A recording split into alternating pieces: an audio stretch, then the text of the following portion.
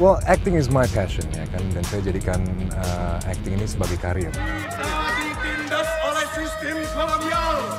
Yang saya ngelihat nih perbedaan kan itu Java Hit ya sebagai contoh, itu kan kolaborasi antara Indonesia dan Hollywood Amerika. Itu dikotominya kelihatan sekali, yang dari Indonesia tuh misalnya maaf gajinya berapa, yang dari Hollywood gajinya berapa.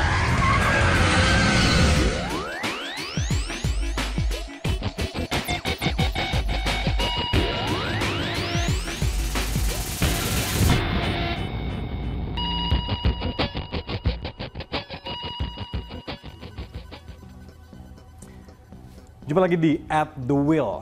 Kita bicara sekarang perfilman Indonesia yang masuk di sektor ekonomi kreatif, dan ternyata sepanjang tahun 2013 lebih dari 185 judul film diproduksi. Tentu selain untuk devisa negara dari pajak, ini juga memberikan dampak bagi para pelaku seninya. Nah, kali ini kami akan berbincang dengan salah satu pelaku seni di dunia perfilman Indonesia, yaitu Aryo Bayu.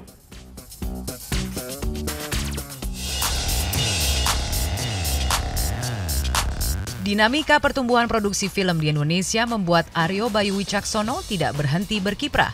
Lebih dari 8 tahun, Bayu memperkaya layar lebar tanah air dan juga sejumlah produksi film mancanegara atau Hollywood.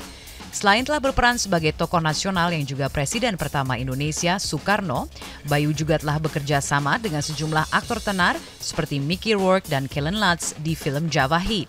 Namun apakah dinamika ini telah membangun sebuah industri di tanah air? Bayu, apa kabar? Apa kabar?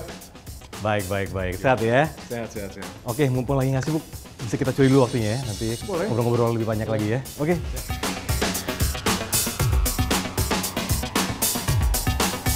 Oke, yuk.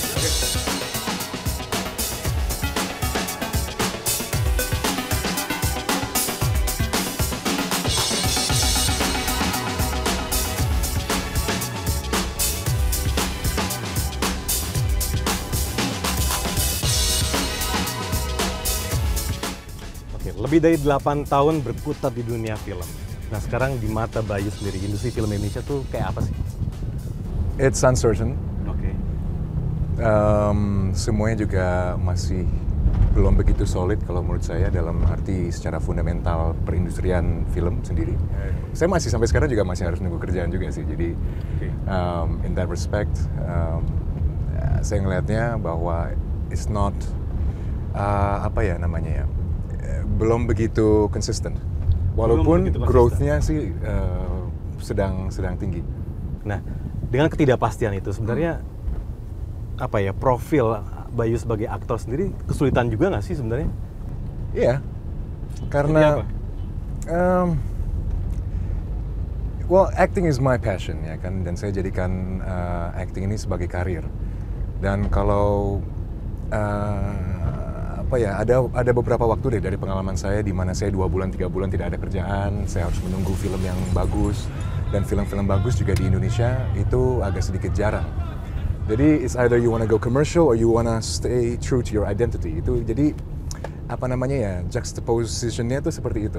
Tapi oke, kalau melihat dari pangsa pasar Indonesia, setelah melihat kan sekarang bagaimana animo penonton Indonesia, emang penonton Indonesia tuh kayak gimana sih sebenarnya? Unpredictable. Okay. Kalau dari film-film yang diprediksi, oh ini akan laku, tiba-tiba tidak laku. Yang diprediksi tidak laku, tiba-tiba lakunya keras. Jadi it's still very ambiguous. Tapi kalau dengan adanya datang The Raid, terus Joe juga udah mulai ke Hollywood dengan Fast and Furious, itu menjadi katalis baru. Berarti sebenarnya yang dilihat oleh penonton tuh apakah sutradara, apakah pemainnya, atau yang lain? Kalau saya pribadi sih, saya secara holistik ya. Jadi pemain, sutradara, dan usually the story. Jadi kalau ceritanya memang bagus, menarik, penonton akan relate kepada film atau cerita tersebut.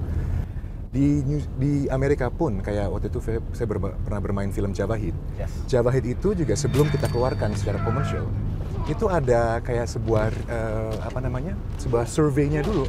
Jadi mereka mengumpulkan 100 orang untuk survei dan untuk ticking the box, like karakter mana yang Anda suka, saya sukanya si A atau apa si B. Jadi mereka punya statistiknya, Akhirnya baru nih mereka, oh ini cara marketnya ke sini karena segmen kita begini.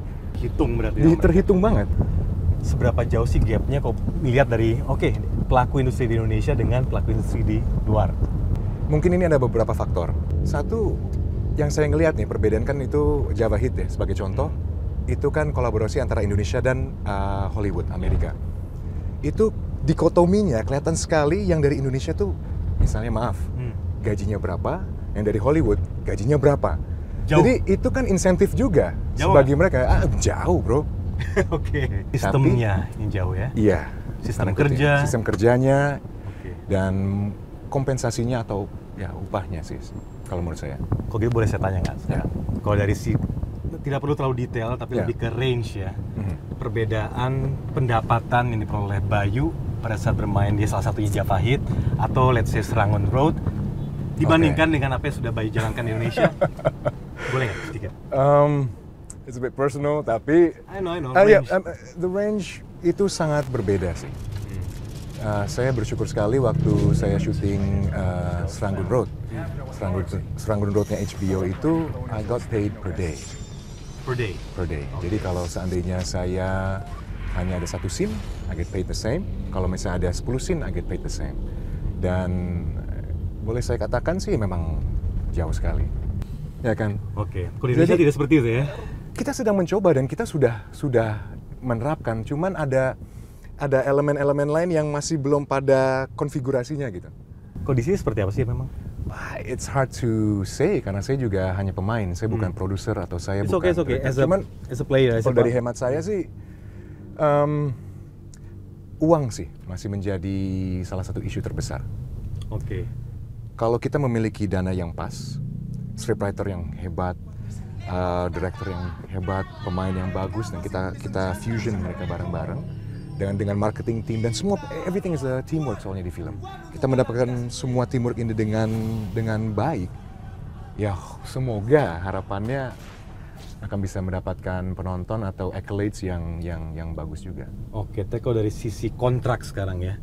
Begitu menerima kertas nih, kertas dari misalnya kontrak dari Java Hit misalnya dengan kontrak yang misalnya Bayu terima dari produser lain di sini. Ada perbedaan jauh nggak dari segi detail? Ya memang yang distipulasikan di kontrak itu sangat jauh. Apalagi kalau di sana itu mereka ada union satu kan. Jadi unionnya itu mereka memproteksi orang-orang pekerjanya. Jadi working hours hanya boleh dari jam sekian sampai jam sekian. Ya strict gitu ya? Strict karena kan kembali lagi ini we're talking about people. Kalau misalnya kita dipekerjakan dari pagi sampai pagi, jadi how do you expect misalnya kalau saya untuk perform dengan secara maksimal di saat saya jam 1 pagi harus syuting dan saya gini-gini.